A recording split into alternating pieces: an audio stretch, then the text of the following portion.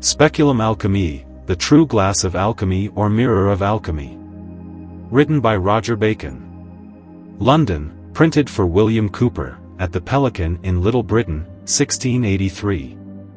I salute or greet unto thee, most dearly beloved, the glass of alchemy, which in my heart I have figured or printed, and out of the books of wise men have drawn, in the which is contained fully all that they have gathered to the perfection of alchemy, I do give it unto your person, and in the which all things which are required to this art be here gathered together, and those which be in divers places dispersed. I shall thus answer unto your prudence and wisdom, all things be created of the four elements, and they be the roots and matters of all things, and the diversity of things consisteth in three, that is to say, color, taste and smell. There is not to me but three, viz. Diversities of elements, divers proportions, divers decoctions, and divers mixtions. Wherefore if ye will one metalline body transform into another, ye must know the nature of one contrary and of another in every diversity, and when you know this, then you may by addition and substraction, put to more of one element, and the less of another, them together well or evil, and also to mix them together well or evil unto your own will and desire. And that may a man do well in metals if he might know without error, how to separate the elements, that is to say, to reduce them to their first matter and root, which root is brimstone and quicksilver or sulfur and mercury, and then that is the root or matter nearest or nearer. But because the separation of elements in metals is difficult and hard, the masters did seek how to get the roots nearest without any labor, from brimstone and quicksilver, and of these they made their separation of elements, which they used, and said that only the elements did cleave in metals, and that strange elements of other things, as the blood, eggs and hair, do not enter but by virtue or by commixion of them, with the aforesaid elements, drawn of the spirits and bodies metalline, but because we cannot resolve or separate as nature doth. For nature separateth without apposition of any strange thing in the space of 1,000 years, and we cannot live 1,000 years, therefore if we will make this separation we must find the cunning or knowledge by the which we may do it sooner. But this we cannot do by no ways except we do put unto them things divers and contrarious, for by his contraries ought ye to separate the elements by our knowledge and mastery. Therefore when two contrary things be mixed together one worketh in another, and so mocketh him to give of his complexion and virtue, part thereof. For this cause ye must first learn to know the complexion and properties of all things,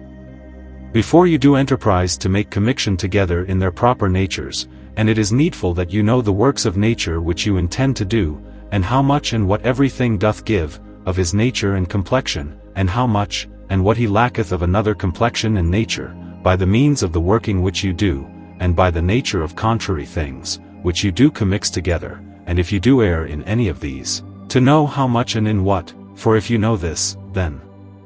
you do know how to rectify anything of the world, and to reduce anything unto his first matter or complexion, or to any other thing according to your desire. Then by the contrary, if you know not this you shall not enterprise to meddle, but by means of some things to attempt to make ingression or such like until you do know this, and this is in light or in light things. And the philosophers do say that if any man do know how to convert one nature into another he knoweth all the whole mastery.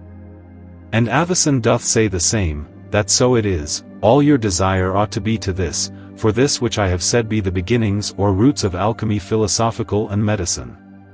And without the knowledge of these roots, if you will do any work or medicine, which is called the elixir in this art to transmute imperfect bodies into soul and lune, of whatsoever the medicine was in his confection, you must think well of four things which I shall tell you. The first is, that you do know how to prepare well all your things, and that you do know how to remove that which doth hurt most, and that which doth comfort your intention, and that you know the sign when you have that which you desire to have, and that you know how to remove that which you ought to remove. For all that man doth hath an end, and a certain term, for according to philosophers when nature intendeth to destroy any thing, to generate another thing, worse or better, it intendeth to seek a certain degree which it doth not pass beyond and so standeth, and then another thing preparate, doth so provoke another special form which he had not before. The second is, that your things preparate you do know to commix them well together, and that is of sundry and diverse things to make one substance to be inseparable forever, for if you know not how to mix your things well and naturally, so that everything be destroyed, and so brought first unto their own primary being in proper species, and one new thing to be generated of them, it is worth nothing that you have done, and that you know the sign when your miction is complete. The third is, that you know the certain proportion, that is, the certain quantity of such things as thou oughtest to mix together, and also to know by reason why it should be so, that thereby you may be sure to find the thing that you look for, by the quantities that you know to have mixed upon your melted bodies, it will away at the last slowly or quickly how well soever the things were prepared. Without they were mixed together according to knowledge and nature thou hast lost all thy labor.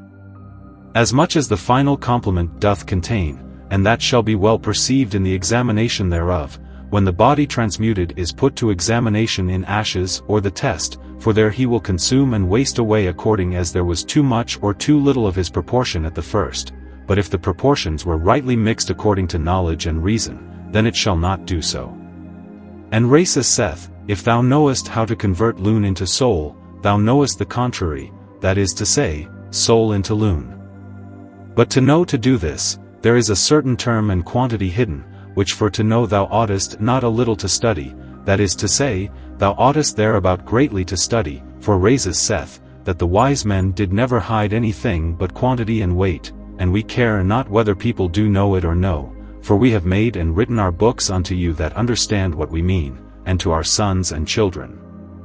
And when you know that, then may you well perceive that no author or book doth agree or accord with other in weight and quantity, and therefore for lack of the knowledge thereof riseth a great error, and it is hidden for this cause, that none but a wise man and learned may compass to accomplish the same, which doth all his things with knowledge and reason, of the subtle knowledge of natural things, for if it might be had otherwise, men which do meddle without knowledge and reason, but only through foolish boldness might have come to the end, they would no more have cared for the learning and wisdom of wise men, than for dogs, if that their own proper industry and wit could have helped them to have found or gotten it. The fourth thing which you ought to consider, is the greatest secret of all and mighty wisdom, that is, that you know how to fortify your medicine and multiply his virtue, and this is a work of great prudence and wisdom, and if you understand this last, one part of your medicine will not only convert 10 parts of any body melted but 100, 1,000, 10,000, 10,000,000, and much more without end, according to the several circulations you shall make. And this which I have now said, if you do understand, it sufficeth you, and I have touched all things that is needful, and they which do understand those things, they know the art and none other, and to speak of this art is to speak by means as we have spoken, and to work the art of Alchemy is to work as we have said, and to teach the art is to teach as we have taught, and he that teacheth any other teacheth nothing, and he that worketh any otherwise worketh nothing.